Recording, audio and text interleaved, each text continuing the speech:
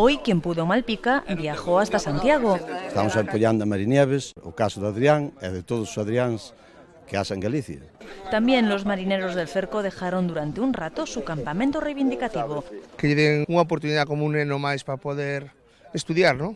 Justo lo que la madre de Adrián pretendía trasladar al conselleiro de Educación. Os ánimos están aí porque entre esta xente non calou aquela frase de luz a taquígrafos. Pero a las 10 de la mañana Nieves ya estaba en San Caetano con representantes de asociaciones de padres y de la Confederación de AMPAs. Casi 2 horas después, de vuelta con los suyos, su gesto no anunciaba nada bueno.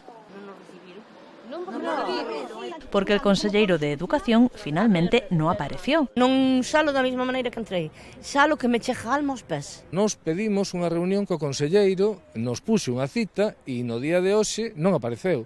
O sea, é así como sona, o sea, é dunha mala educación flagrante.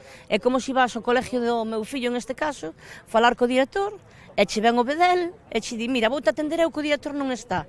Hoy los recibió el subdirector xeral de Innovación Educativa y un jefe de servicio, una reunión de carácter técnico, tal y como confirman desde Educación, donde también avanzan que se trabaja ya en un documento para agilizar la respuesta ante casos como el de Adrián. ¿No esperar?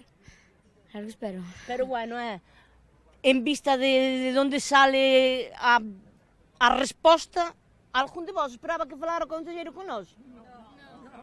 Nieves se confiesa decepcionada por lo sucedido hoy, pero también asegura que no piensa tirar la toalla.